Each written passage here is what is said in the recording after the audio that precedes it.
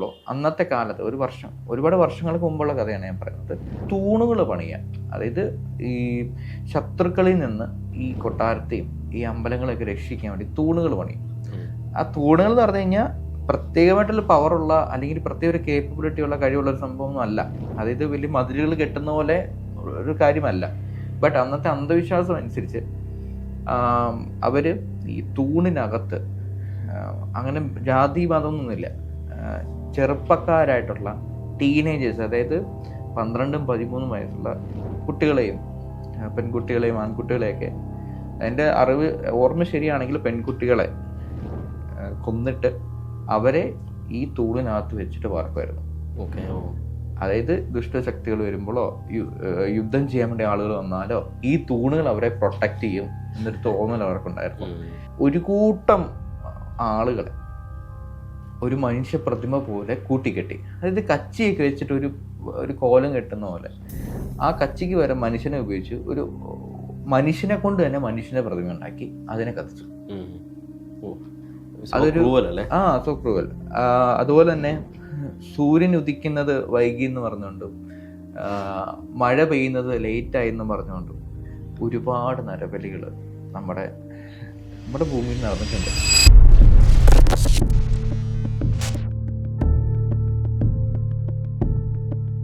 നമ്മുടെ മലയാളം പോഡ്കാസ്റ്റിൻ്റെ 5ാമത്തെ എപ്പിസോഡിലേക്ക് എല്ലാവർക്കും സ്വാഗതം.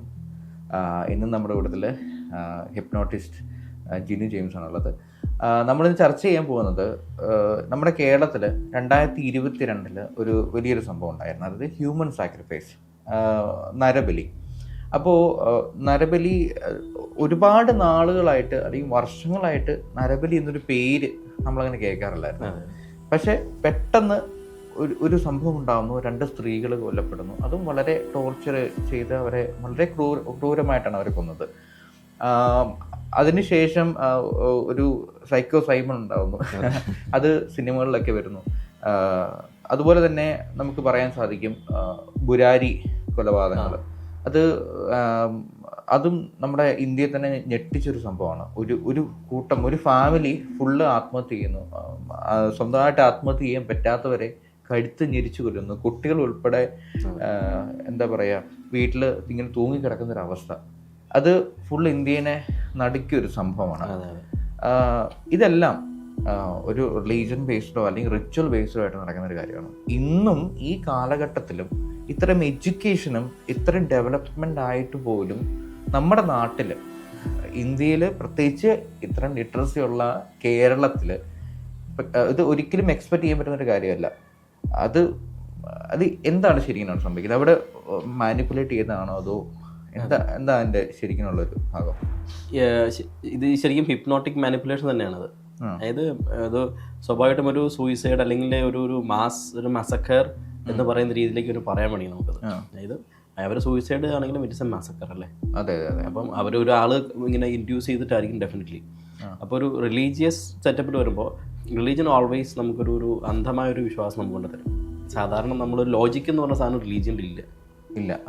അപ്പോൾ അവർ എന്താണോ പറയുന്നത് അത് വിശ്വസിക്കപ്പെടുന്ന രീതിയിലേക്ക് മാറ്റും. ഇതിനാണ് മാനിപ്പുലേഷൻ എന്ന് പറയാം.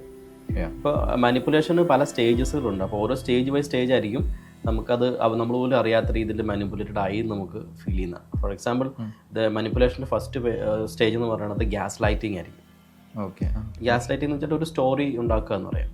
ഇപ്പോൾ നമുക്ക് നോക്കാം, നമ്മളിപ്പോൾ കണ്ടിട്ടില്ല, പണ്ടുണ്ടായിരുന്ന റിലീജിയസ് സെറ്റപ്പ് അല്ല. ഇപ്പോൾ ഓരോ ദിവസം ചെല്ലുന്നതോറും ഓരോ സ്ഥലത്തും ഓരോ റിലീജിയൻ അങ്ങനെ ഉണ്ടാകുന്നത്.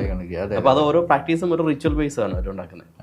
അപ്പോൾ ആ റിച്വൽസ് ആണ് പെട്ടെന്ന് നമുക്ക് നാട്ടിലറിയാം. ഇപ്പോൾ എത്രയോ ആൾദൈവങ്ങൾ പോലെ എത്രയോ സ്വാമിമാരും ഇപ്പോൾ നമുക്കറിയാം. എന്തോ ചൈതന്യം എന്താണ് കുറേ സാധനങ്ങൾ, കുറേ അതെ, അങ്ങനെ കുറേ ഒരു ബിലീഫ് സിസ്റ്റം ക്രിയേറ്റ് ചെയ്യിപ്പിക്കുക. ഇവരെന്ത് ചെയ്യുന്നു അത് ഭയങ്കരമായിട്ട് റീച്ച് ആകുന്ന രീതിയിലേക്ക് കൊണ്ടുപോകും. അപ്പോൾ ഒരു മാനിപ്പുലേറ്റീവ് ടെക്നിക്ക് അവിടെ ഉണ്ട്.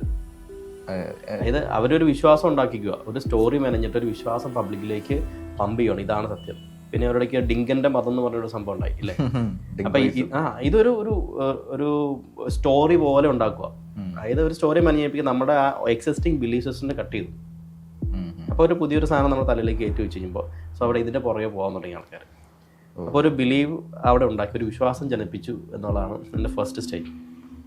Okay okay. ഇതാണ് ഫസ്റ്റ് മാനിപ്പുലേറ്റീവ് ടെക്നിക്ക് എന്ന് പറയാം. അതിലവർ ഗ്യാസ് ലൈറ്റിംഗ് സ്റ്റോറീസ് ഉണ്ടാക്കുക, പല പല രീതിയിൽ എക്സ്പ്ലെയിൻ ചെയ്ത് കൊടുക്കുക. എല്ലാ റിലീജിയസ് സെറ്റപ്പിലും ഇതൊക്കെ തന്നെയല്ലേ. Okay okay. ജോ ഒരു നേരത്തെ റിലീജിയസ് സെറ്റപ്പിലായിരുന്നു എന്ന് ചോദിച്ചു അല്ലേ, പറഞ്ഞ മുമ്പത്ത് പറഞ്ഞ പിന്നീട് മതം വിട്ടതാണ്. അപ്പൊ അവിടെ ഇതേ സെയിം ടെക്നിക്ക് തന്നെ ആയിരിക്കുമല്ലോ സ്വാഭാവികമായിട്ടും. അതെ അതെ ഉറപ്പായിട്ടും. അത് സൈക്കോളജിക്കലി പല കാര്യങ്ങളും അവർ ചെയ്യുന്നുണ്ടായിരുന്നു. എൻ്റെ ഒരു ഡൗട്ട് ഇതാണ്, അമേരിക്കയിൽ ജോൺസ്റ്റൗൺ മസക്കർ എന്ന് പറഞ്ഞിട്ടുള്ള ഒരു സംഭവം ഉണ്ടായിരുന്നു. അതായത് ഫാസ്റ്റർ ജിം ജോൺസ് എന്ന് പറഞ്ഞിട്ടുള്ള ഒരാള് ഒരു കൂട്ടം ആളുകളെ, ഏകദേശം 916ഓളം ആളുകളെ, അതിൽ 300ഓളം കുട്ടികൾ ഉൾപ്പെടെ, അതൊരു അതായത് ഒരു എന്താ പറയുക, ഒരു സൊസൈറ്റി പോലെ താമസിച്ചുകൊണ്ടിരുന്നതാണ്. ഒരു പാസ്റ്ററും അതിന് ചുറ്റും ഒരു കൂട്ടം ആളുകളും അദ്ദേഹത്തിന് വിശ്വസിക്കുന്ന, അദ്ദേഹം പറയുന്ന കാര്യങ്ങൾ ചെയ്യുന്ന, സ്വന്തമായിട്ട് അവിടെ കൃഷികളും അവരുടെ പള്ളിയും ആരാധനയൊക്കെ ആയിട്ട് നടന്ന ഒരു കൂട്ടം ആളുകൾ.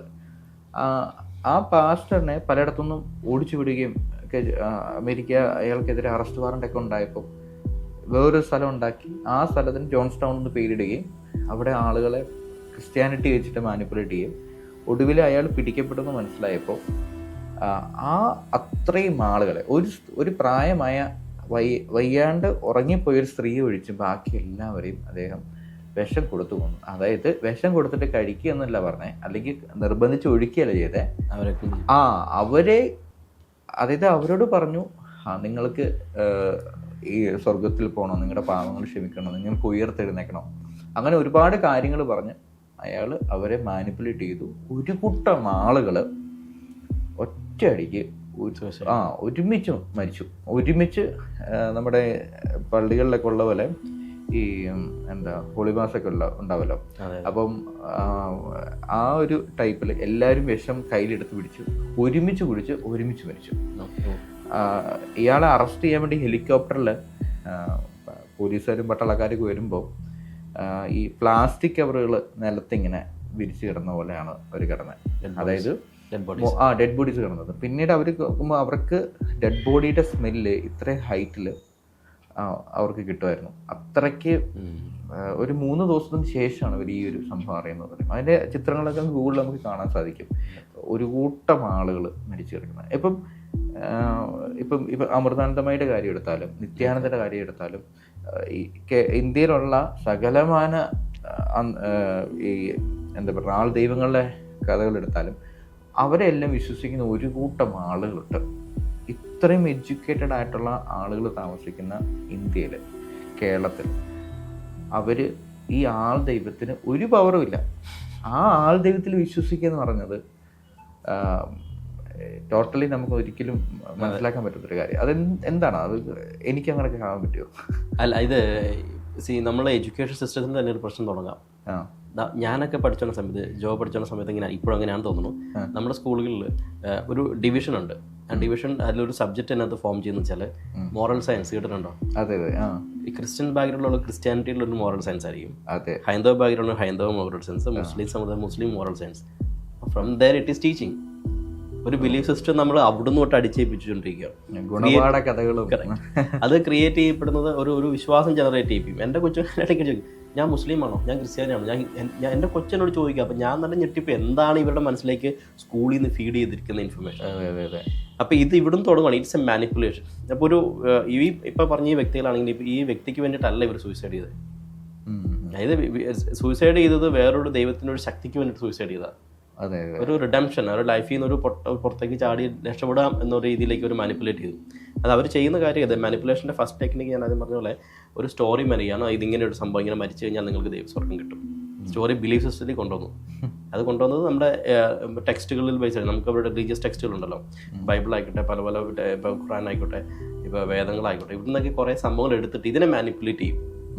അതൊരു സ്റ്റോറി ഉണ്ടാക്കിയപ്പോൾ അവർക്ക് വിശ്വാസമായി. ഞാൻ ഓൾറെഡി എക്സിസ്റ്റിംഗ് ആയിട്ടുള്ള സംഭവമാണ്, അതിനെ മാനിപ്പുലേറ്റ് ചെയ്ത് ഞാൻ വിശ്വാസമായി. ഇവരുടെ രീതിയിൽ അത് പറഞ്ഞ് പഠിപ്പിക്കും. ഫസ്റ്റ് സ്റ്റേജ് ഇതാണ് ഗ്യാസ് ലൈറ്റിംഗ് എന്ന് പറയുന്നത്. രണ്ടാമത്തെ സ്റ്റേജ് എന്ന് പറയുന്നത് ഇവർ ലവ് ബോംബിംഗ് എന്ന് പറയും. ലവ് ബോംബിംഗ് എന്ന് വെച്ചാൽ ഇവർക്ക് എന്ത് വേണമെങ്കിലും കൊടുക്കും. അതായത് നിങ്ങൾക്കിത് കിട്ടിക്കുമ്പോൾ എന്ത് വേണമെങ്കിലും ഇതിനകത്ത് കിട്ടാം. അതായത് നമുക്കിപ്പോൾ ഒരു സംഭവം ഇല്ലാത്ത ഒരാൾക്കാണെങ്കിൽ അവർ കൊണ്ട് കൊടുക്കും, ഹെൽപ്പ് ചെയ്യും. അപ്പോൾ ഇത് ഓട്ടോമാറ്റിക്കലി അവരൊരു കോൺട്രാക്ട് ബിൽഡ് ചെയ്യും ആ വ്യക്തികളുമായിട്ട്, അല്ലെങ്കിൽ ഒരു കമ്മ്യൂണിറ്റി ആയിട്ട്. നമ്മുടെ നാട്ടിൽ തന്നെ ഉണ്ട്. ഈ തൃശ്ശൂർ ഭാഗത്തേക്ക് ഒരു എന്തോ പറവകളോ അങ്ങനെ എന്തൊരു പറഞ്ഞു കേട്ടിട്ടുണ്ട്. ഒരു വീടൊക്കെ വിറ്റിട്ട് കൊണ്ടുപോയി അവിടെ കൊണ്ട് താമസിക്കും. എന്തോ ഒരു കപ്പലൊക്കെ പണിതിട്ട് ഒരു പരിപാടിയില്ലേ, ഒരു കപ്പലിനകത്ത് താമസിക്കുകയാണ്. ഇവരെന്തോ ലോകാവസാനം ഉണ്ടാകുമ്പോൾ ആ കപ്പൽ അപ്പം അവിടെ പോയി പെട്ടുപോയ എത്ര പേര് എൻ്റെ അടുത്ത് വന്നിട്ടുണ്ടെന്ന് അറിയാം. അതായത് ഒരു കൊച്ചിന് അവൻ റിലീജിയസ്ലി, ഞാൻ പറഞ്ഞു അത് പറയാൻ പാടില്ല, പറയാവുന്നൊരു കാര്യം വെച്ചാൽ ഇവൻ്റെ പുറത്ത് എന്താ കൈകളും കാലുകളും ഉണ്ടാവുമെന്ന് പറയും. കാരണം എന്ന് വെച്ചാൽ അവർ പഠിപ്പിച്ചിരുന്ന മറ്റു മതങ്ങൾ തെറ്റാണ്. അതായത് ഹൈന്ദവ മതത്തിലുള്ള എന്താ പുറത്ത് കുറേ കൈയും കാലൊക്കെ ഉണ്ടാകുന്ന എന്തോ രൂപങ്ങളൊക്കെ ഉണ്ടല്ലോ. അപ്പം ഇത് ആ കൊച്ചിന് മേത്തുണ്ട്. അവൻ പേടിച്ചു പോയി. ആ സമയം തൊട്ടത് ഫോം ചെയ്യും. അപ്പോൾ അവൻ്റെ മനസ്സിലൊരു ഹാലൂസിനേഷൻസ് ഫീൽ ക്രിയേറ്റ് ചെയ്യാൻ തുടങ്ങി. അവൻ്റെ ഓഡിറ്റ് കിനസ്തെറ്റിക്കൽ ഹാലൂസിനേഷൻ തുടങ്ങി. പുറത്തിങ്ങനെ ഇടയ്ക്കിടയ്ക്ക് അവൻ തോണ്ടി നോക്കും ഈ രൂപം ഉണ്ടാകുന്നുണ്ടോ എന്നുള്ള രീതിയിൽ. അപ്പോൾ അവിടുന്ന് തൊട്ട് ഒരു മാനിപ്പുലേറ്റീവ് ടെക്നിക്ക് അവർ യൂസ് ചെയ്യുകയാണ്. ഇവരുടെ ഉള്ളതെല്ലാം കൊണ്ട് വിറ്റിട്ട് അവിടെ താമസിച്ചിട്ട് അവരൊരു ലവ് ബോംബിങ് സെറ്റപ്പ് കൊടുക്കുകയാണ്. നിങ്ങൾ ഇനി രക്ഷപ്പെടാൻ പോകുന്ന ഇതിലൂടെ മാത്രമായിരിക്കും. പിന്നെ മൂന്നാമത്തെ സ്റ്റേജ് ഒരു ഇമോഷണൽ മാനിപ്പുലേഷൻ നടക്കും. ഇമോഷൻ മാനിപ്പുലേഷൻ വളരെ സെൻസിറ്റീവ് ആയിട്ടുള്ള ആളുകളാണ് നമ്മളെല്ലാവരും അല്ലേ. മിക്ക ആളുകളും സെൻസിറ്റീവാണ്. അപ്പോൾ especially when we say about death, മരണത്തെ പറ്റി പറയാൻ മിക്ക ആളുകൾക്കും പേടിയാണ്. അപ്പോൾ ഇവർ ആദ്യം കോൺട്രാക്ട് ബിൽഡ് ചെയ്യുന്നതും ഈ ഇമോഷണൽ ഹൈജാക്ക് ചെയ്യുന്നതും ശരിക്കും പറഞ്ഞാൽ ഡെത്തിനെ പറ്റിയിട്ടായിരിക്കും. മരണം സംഭവിച്ചാൽ നിങ്ങൾക്ക് അടുത്ത സ്റ്റേജിലേക്ക് പോകുമ്പോൾ രക്ഷപ്പെടാൻ ഒരു മാർഗമുണ്ട്. അത് എന്നിലൂടെ മാത്രമേ പറ്റുള്ളൂ. ഈ ടെക്നിക്കാണ് ഏറ്റവും നല്ലത്. സ്വാഭാവികമായിട്ടും നിങ്ങൾക്ക് പെട്ടെന്ന് മരിക്കാം, പെട്ടെന്ന് സ്വർഗ്ഗത്തിൽ ചെല്ലാം എന്ന് പറയുമ്പോൾ ഒരു മാനിപ്പുലേറ്റഡ് ആണെങ്കിൽ ദേ ഡു ഇറ്റ്. സെയിം പ്രിൻസിപ്പിളാണ് അദ്ദേഹം അപ്ലൈ ചെയ്തത്, ജിം ജോൺസൺ. ഈ അമൃതാനന്ദമയി പോലുള്ള ആൾ ദൈവങ്ങള്, ഇദ്ദേഹം ആൾ ദൈവം അല്ലായിരുന്നു, ദൈവത്തിന്റെ ആളായിരുന്നു, പ്രതിനിധിയായിരുന്നു. പക്ഷെ ആൾ ദൈവങ്ങൾ ഞാൻ സ്വയം ദൈവമാണെന്ന് ഇപ്പൊ അമൃതാനന്ദമയി പറയുന്നു, ഞാൻ കൃഷ്ണന്റെ അവതാരമാണെന്നും കൃഷ്ണൻ എന്നിലുണ്ടെന്നും ഒക്കെ പറയുന്നു. അതുപോലെ നിത്യാനന്ദ വേറെ പറയുന്നു. അങ്ങനെ ഒരുപാട് ആളുകൾ സ്വയം ദൈവമാണെന്നും എൻ്റെ ഉള്ളിൽ ദൈവത്തിൻ്റെ ഒരു രൂപമുണ്ടെന്നും ആ അംശം ഉണ്ടെന്നൊക്കെ പറഞ്ഞിട്ടാണ് അവർ ചെയ്യുന്നത്. പക്ഷെ അവിടെ അവർ സ്വർഗത്തിൻ്റെ കഥയോ പാപത്തിൻ്റെ കഥയോ ഒന്നും പറയുന്നില്ല. അപ്പം അതിനകത്ത് അവർ ഉപയോഗിക്കുന്ന ടെക്നിക്കുകൾ അവർ മെറ്റീരിയലിസ്റ്റിക് അല്ലേ. ശരിക്കും ആദ്യം അവരൊരു കാര്യം പറയുമ്പോൾ അവർ ദൈവമാണെന്നൊന്നും പറയില്ല. ഫസ്റ്റ് കുറേ ഒരു ടെക്നിക്സ് അവർ ആദ്യം ഫസ്റ്റ് ക്രിയേറ്റ് ചെയ്യും. അപ്പോൾ മനുഷ്യന് ഏറ്റവും പ്രധാനപ്പെട്ട സംഭവമാണ് ഒരു സ്നേഹം കൊടുക്കുക എന്ന് പറയുന്നത്. ഇപ്പോൾ അമൃതാനന്ദമയുടെ ആണെങ്കിലും അവർ ഉദ്ദേശിച്ചിരുന്ന സംഭവം വെച്ചാൽ ഇറ്റ്സ് എ ഹഗ് അല്ലേ. എല്ലാ മനുഷ്യനും ഹഗ് ഭയങ്കര ഇഷ്ടമാകും. അതൊരു പോയിന്റാണ്, മനസ്സിലായി. അതാണ് ഫസ്റ്റ് കോൺട്രാക്ട്. ഏറ്റവും കൂടുതൽ ആളുകളെ ഹഗ് ചെയ്ത വ്യക്തി എന്ന് പറഞ്ഞിട്ടുള്ളൊരു അതൊരു കോൺട്രാക്ട് ആണ്. Then it again comes with the next stage. അപ്പോൾ ഒരു സിസ്റ്റം ഡെവലപ്ഡായി, ഫിനാൻഷ്യൽ സോഴ്സുകൾ ഉണ്ടാകാം. അപ്പോൾ അതിന് ശേഷമായിരിക്കും ഒരു മാനിപ്പുലേഷനിലേക്ക് കൊണ്ടുപോയി പിന്നെ പതുക്കെ അടുത്തൊരു സ്റ്റേജിലേക്ക് കൊണ്ടുപോയി. അപ്പോൾ ഒരു ആൾ ദൈവം എന്ന് പറയുമ്പോൾ ഒരു മനുഷ്യനിലൊരു വിശ്വാസം ക്രിയേറ്റ് ചെയ്യപ്പെടും. പിന്നെ ഒരു ചാരിറ്റി എന്ന് പറഞ്ഞിട്ട് അത് ഒരു സംഭവം ഉപയോഗിക്കുന്നുണ്ടല്ലോ. അതെ എല്ലായിടത്തും ഉണ്ടല്ലോ. അതായത് മോഹൻലാൽ ഒരു ഇന്റർവ്യൂവിൽ പറയുന്നുണ്ട്, ഇവിടെ വെള്ളപ്പൊക്കം ഉണ്ടായപ്പോഴും പല പ്രശ്നങ്ങളുണ്ടായപ്പോഴും നമ്മളെ കൊണ്ട് ചെയ്യാൻ പറ്റാത്ത ഒരുപാട് കാര്യങ്ങൾ അമ്മ ചെയ്തു എന്ന് പറഞ്ഞു. അപ്പോൾ അതെന്താന്ന് ചോദിച്ചപ്പം കോടികൾ കൊടുത്ത് സഹായിച്ചു. ഈ കോടികൾ കൊടുത്തത് അത് ദൈവത്തിന് പണം കൊടുത്താണ് സഹായിക്കുന്നത്. ദൈവം എന്ന് പറഞ്ഞു കഴിഞ്ഞാൽ ഒരു പ്രശ്നം വരുമ്പോൾ ആ പ്രശ്നം വരാതിരിക്കാൻ വേണ്ടി, അല്ലെങ്കിൽ പ്രശ്നം വരുന്നുണ്ടെന്ന് ഒരു മുന്നറിയിപ്പ് തന്നൊക്കെയല്ലേ ദൈവം പ്രവർത്തിക്കേണ്ടത്. അല്ലെങ്കിൽ അല്ലാതെ വാക്സിൻ എടുക്കുന്ന ദൈവം പണം കൊടുത്ത് സഹായിച്ചു എന്ന് പറയുന്നത് ആ ചാരിറ്റി, ആ പേരാണ് മോഹൻലാൽ പോലും എടുത്തു പറഞ്ഞത്. ഇത്രയും കോടി രൂപ പാവങ്ങൾക്ക് കൊടുത്തു. അത് അവർക്ക് വളരെ തുച്ഛമായിട്ട് അവരുടെ ആസ്തി വെച്ച് നോക്കുമ്പോൾ, അമൃത ഹോസ്പിറ്റലും ഇൻസ്റ്റിറ്റ്യൂട്ടുകളും എല്ലാം കൂടെ ആസ്തി വെച്ച് നോക്കുമ്പോൾ ഒരു ചായക്കാശ് മാത്രമേ ഉള്ളൂ. ഒരു സാധാരണക്കാരനെ വെച്ച് നോക്കുമ്പോൾ അതൊരു ബാലികേറ മലയാണ്. അതാണ് അവർ മെയിൻലി യൂസ് ചെയ്യുന്നത്. അതാണ് നമ്മളൊരു love bombing part of that. Everywhere it is like that. എല്ലായിടത്തും ഷോ കേസ് ചെയ്യുന്നതും ഈ സെയിം സംഭവം തന്നെയായിരിക്കും. നമ്മൾ നോക്കിയാലും ഓൾമോസ്റ്റ് എല്ലാ ഒരു റിലീജിയസ് ബാക്ക്ഗ്രൗണ്ടിലും ആദ്യം ചെയ്യുന്ന സംഭവം ഇതൊക്കെ തന്നെയാണ്. ഇതിൻ്റെ ടെക്നിക്കലി നമ്മളത് അറിഞ്ഞ് നമ്മൾ ഇത് റിലീജിയൻ നല്ലതല്ല അല്ലെങ്കിൽ മോശമാണെന്നുള്ളതൊന്നും നമുക്ക് പറയാൻ പറ്റില്ല. അത് ഓരോരുത്തരുടെ ചോയ്സാണ്. നമുക്ക് ഒരിക്കലും ഒരു സിസ്റ്റത്തെ കൗണ്ടർ ചെയ്യാൻ പറ്റത്തില്ല. പക്ഷേ ഇതിനെ മാനിപ്പുലേറ്റഡ് ടെക്നിക്കിലേക്ക് പോകുമ്പോൾ നമ്മൾ കൊണ്ടുപോയി കഷത്തി കൊണ്ടുപോയി തല കൊണ്ട് വെക്കുന്ന അവസ്ഥയാവും. പിന്നെ അവർ ഫോളോ ചെയ്യുന്ന രീതിയിൽ നമുക്ക് പോകാൻ പറ്റുള്ളൂ. ഇതിനകത്ത് പുറത്ത് കിടക്കാൻ പറ്റില്ല. അതായത് ചിലപ്പോൾ പുറത്ത് കിടന്നാൽ ഇവർ ചിന്തിക്കും ചിലപ്പോൾ അവർ തന്നെ ആയിരുന്നു ശരി. അതെ, അവരൊരു ഓൾറെഡി മൈൻഡ് മാനിപ്പുലേറ്റഡ് ആയി. പിന്നെ അവർക്ക് ഒരു ഫിയർ ജനറേറ്റഡ് ആണ് ഓൾറെഡി. ഇനിയിപ്പോൾ ഇവരെ കുറ്റം പോലെ ദൈവം ശപിക്കുമോ? അല്ല, ഇതൊരു ടാക്ടീസാണ്. അതെ, ശരിക്കും ഇവർക്ക് വല്ല പവറും ഉണ്ടോ, ദൈവത്തിന്റെ അവതാരങ്ങൾ വല്ലതും ആണോ? അതെ, ആ ഒരു തോന്നല് എല്ലാവർക്കും ഉണ്ട്. ശരിയാണ്. ചൈനയിലൊക്കെ ഒരു നരബലിയുടെ ഒരു സമ്പ്രദായം ഉണ്ടായിരുന്നു, ഹിറ്റോബിഷിർ എന്ന് പറയും. ഹിറ്റോബിഷിർ എന്ന് പറഞ്ഞു കഴിഞ്ഞാൽ നമ്മുടെ നാട്ടിൽ ഈ പാട്ട് കേട്ടിട്ടുണ്ടോ, പാലവും പാലവും ആ പാട്ടിനകത്തൊരു കഥ അതറിയാവോ? അതായത് പഴയ ഞാൻ കേട്ടിട്ടുണ്ട്. ഇതേ സെയിം സമയം ഇടുക്കി ഡാമിലും യൂസ് ചെയ്തെന്നൊക്കെ പറയുന്നുണ്ട്. അതായത് താഴ്ന്ന ജാതിക്കാരി സ്ത്രീകളെ ബ്രാഹ്മണന്മാർ അല്ലെങ്കിൽ അന്നത്തെ ജന്മികൾ പാലം പണിയുമ്പോൾ അവർ ഈ താഴ്ന്ന ജാതിക്കാരി സ്ത്രീയുടെ കഴുത്തറുത്ത് അതിൻ്റെ ചോര ഒഴിച്ചാലേ പാലത്തിന് സ്റ്റെബിലിറ്റി, സ്ട്രെങ്ത് ഉണ്ടാവുമെന്ന് അവർ ആളുകളെ പറഞ്ഞ് വിശ്വസിക്കുകയും അത് ചെയ്യാതെ അവർക്ക് വേറെ വഴിയില്ലാണ്ടാവുകയും, അങ്ങനെ ഒരു കുട്ടി നടന്നു പോകുമ്പോൾ അച്ഛനോട് ചോദിക്കുകയാണ്, അച്ഛൻ അമ്മ എന്നെ മോനെ എന്ന് വിളിക്കുന്നത് കേട്ടു. അതാണ് ആ പാട്ട്. ആ പാലത്തിലൂടെ നടക്കുമ്പം അപ്പോൾ അച്ഛൻ പറയാണ്, മോനെ നിന്റെ അമ്മയെ കഴുത്തറുത്ത് കൊന്നിട്ട് ഇവിടെ ഇട്ടതാണ് ഇപ്പന്മാർ. അപ്പം അമ്മയുടെ ആത്മാവ് നിന്നോട് സംസാരിക്കുന്നതെന്ന് പറയാം. അതൊരു പാട്ടാണെങ്കിലും ബട്ട് ഇതൊരു റിയാലിറ്റിയാണ്, അന്ന് നടന്ന സംഭവം. അതുപോലെ തന്നെ ചൈനയിൽ വലിയ ഗോപുരങ്ങൾ പോലുള്ള വലിയ സംഭവങ്ങൾ പണിയുമ്പോൾ, അതായത് കൊട്ടാരങ്ങളോ അല്ലെങ്കിൽ വലിയ വലിയ അമ്പലങ്ങൾ പണിയുമ്പോഴോ അന്നത്തെ കാലത്ത് ഒരുപാട് വർഷങ്ങൾക്ക് മുമ്പുള്ള കഥയാണ് ഞാൻ പറയുന്നത്, 500-1000 വർഷങ്ങളോളമായി. അപ്പോൾ അന്നത്തെ സമ്പ്രദായം എന്ന് പറയുന്നത് അവിടെ തൂണുകൾ പണിയാൻ, അതായത് ഈ ശത്രുക്കളിൽ നിന്ന് ഈ കൊട്ടാരത്തെയും ഈ അമ്പലങ്ങളെയൊക്കെ രക്ഷിക്കാൻ വേണ്ടി തൂണുകൾ പണിയും. ആ തൂണുകൾ എന്ന് പറഞ്ഞു കഴിഞ്ഞാൽ പ്രത്യേകമായിട്ടുള്ള പവറുള്ള അല്ലെങ്കിൽ പ്രത്യേക ഒരു കേപ്പബിലിറ്റി ഉള്ള കഴിവുള്ള ഒരു സംഭവമൊന്നും അല്ല. അതായത് വലിയ മതിലുകൾ കെട്ടുന്ന പോലെ ഒരു കാര്യമല്ല. ബട്ട് അന്നത്തെ അന്ധവിശ്വാസം അനുസരിച്ച് അവർ ഈ തൂണിനകത്ത് അങ്ങനെ ജാതി മതമൊന്നുമില്ല, ചെറുപ്പക്കാരായിട്ടുള്ള ടീനേജേഴ്സ്, അതായത് 12-13 വയസ്സുള്ള കുട്ടികളെയും പെൺകുട്ടികളെയും ആൺകുട്ടികളെയൊക്കെ, എൻ്റെ ഓർമ്മ ശരിയാണെങ്കിൽ പെൺകുട്ടികളെ കൊന്നിട്ട് അവരെ ഈ തൂണിനകത്ത് വെച്ചിട്ട് വാർക്കുമായിരുന്നു. ഓക്കെ. അതായത് ദുഷ്ടശക്തികൾ വരുമ്പോഴോ യുദ്ധം ചെയ്യാൻ വേണ്ടി ആളുകൾ വന്നാലോ ഈ തൂണുകൾ അവരെ പ്രൊട്ടക്റ്റ് ചെയ്യും എന്നൊരു തോന്നൽ അവർക്കുണ്ടായിരുന്നു. അതുപോലെ തന്നെ ഫാർമക്കോസ് എന്ന് പറഞ്ഞിട്ടൊരു സംഭവമുണ്ട്. ഒരു കൂട്ടം ആളുകളെ ഒരു മനുഷ്യ പ്രതിമ പോലെ കൂട്ടിക്കെട്ടി, അതായത് കച്ചിയൊക്കെ വെച്ചിട്ട് ഒരു കോലം കെട്ടുന്ന പോലെ ആ കച്ചിക്ക് വരെ മനുഷ്യനെ ഉപയോഗിച്ച് ഒരു മനുഷ്യനെ കൊണ്ട് തന്നെ മനുഷ്യന്റെ പ്രതിമ ഉണ്ടാക്കി അതിനെ കത്തിച്ചു. അതൊരു സോ ക്രൂവൽ. അതുപോലെ തന്നെ സൂര്യൻ ഉദിക്കുന്നത് വൈകി എന്ന് പറഞ്ഞുകൊണ്ടും മഴ പെയ്യുന്നത് ലേറ്റായി എന്ന് പറഞ്ഞുകൊണ്ടും ഒരുപാട് നരബലികൾ നമ്മുടെ ഭൂമിയിൽ നടന്നിട്ടുണ്ട്. അന്നത്തെ ആളുകൾ പറഞ്ഞുകൊണ്ടിരുന്നത് എന്താ പറയുക, ഒരു കുടുംബത്തിലെ മൂത്ത പുത്രൻ അവൻ നരബലിക്കുള്ള. ഇപ്പം ഈവൻ നമ്മൾ ബൈബിൾ എടുത്താലും അബ്രഹാമിന്റെയും ഇസ്ഹാക്കിന്റെയും കഥ നമുക്ക് കാണാൻ പറ്റും. അപ്പോൾ അബ്രഹാമിനോട് പറയാണ് ഇസ്ഹാക്കിനെ കൊണ്ട് ബലി കഴിക്കാൻ. ഒരു ആട്ടുംകുട്ടി കിട്ടില്ലായിരുന്നെങ്കിൽ പുള്ളി അന്ന് തന്തൂരി വെച്ചാറേ, സ്വന്തം കുട്ടിയെ പോലും. അത് ആ ഒരു സ്റ്റേജ് അവിടെ ബൈബിളിൽ പോലും കാണിക്കുന്നുണ്ട്, അത് ഖുറാനിലും ഉണ്ട്.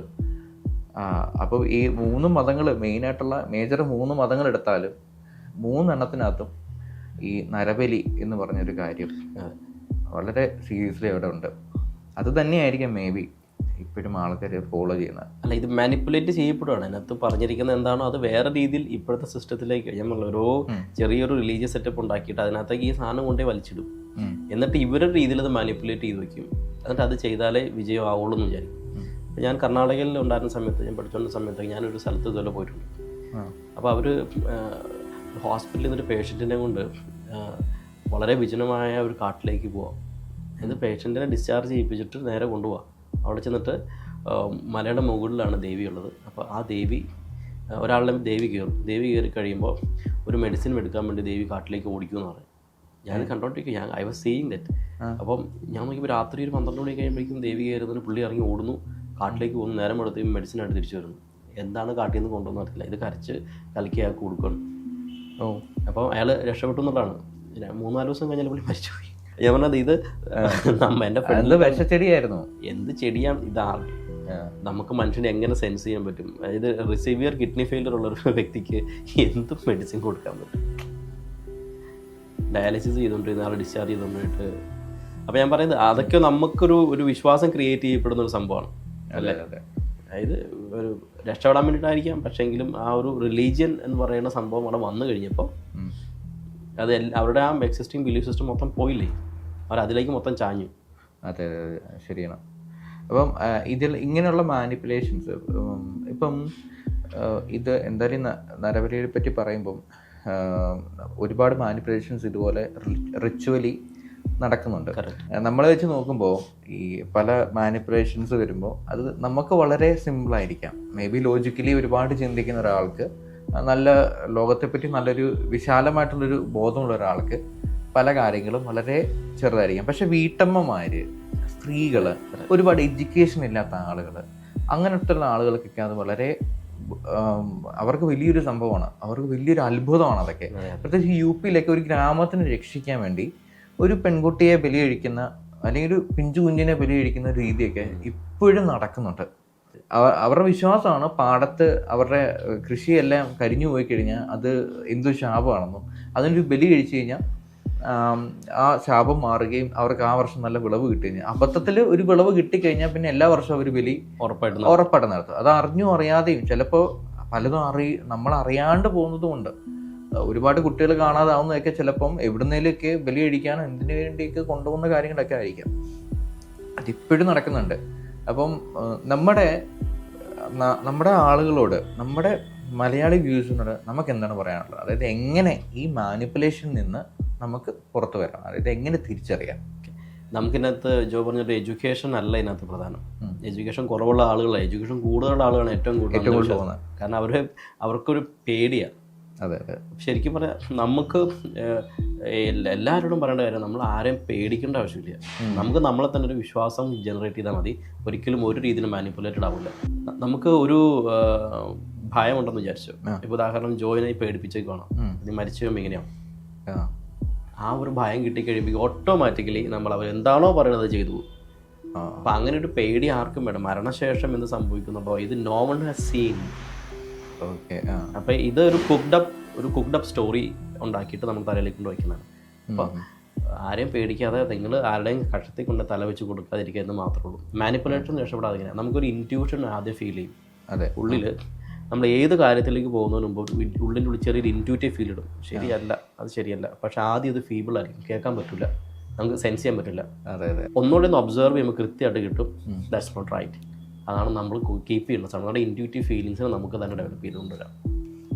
ഉറപ്പായിട്ടും എനിക്കും വ്യൂസിനോട് പറയാനുള്ളത്, ഒരുപാട് ആളുകൾ നിങ്ങൾക്ക് സ്വർഗം തരും, പാപമോചനം തരും, നിങ്ങളുടെ രോഗം മാറും, നിങ്ങളുടെ ശാപം മാറും. നിങ്ങളുടെ വീട്ടിലെ പല പ്രശ്നങ്ങൾ നടക്കുന്നത് ഒരു ശാപം കാരണമാണ്, സർപ്പശാപമെന്നോ അല്ലെങ്കിൽ മുൻജന്മ ശാപം എന്നൊക്കെ പലരും പറയാറുണ്ടാവും. പക്ഷേ ഇതൊന്നും വിശ്വസിക്കരുത്, അതൊക്കെ തെറ്റാണ്. ഇതൊക്കെ വെറും അവർ ഫ്രോഡാണ്, അവർ നിങ്ങളെ പറ്റിക്കാണ്ട് നോക്കുന്നതാണ്. പ്രത്യേകിച്ച് വീട്ടമ്മമാർ, സ്ത്രീകൾ, എഡ്യൂക്കേഷൻ കുറവുള്ളവർ അല്ലെങ്കിൽ എഡ്യൂക്കേഷൻ നല്ലതായിട്ടുള്ളവർ, ഇവർക്കെല്ലാം അവരെല്ലാവരും മനസ്സിലാക്കുന്ന ഒരു കാര്യം, നിങ്ങളെ യൂസ് ചെയ്ത് നിങ്ങളുടെ കുടുംബത്തിനെ നശിപ്പിച്ച് അയാൾ പണം ഉണ്ടാക്കുകയാണ്, അല്ലെങ്കിൽ അയാൾ അതിൽ നിന്ന് വേറൊരു ലാഭം ഉണ്ടാക്കിയായിരിക്കും.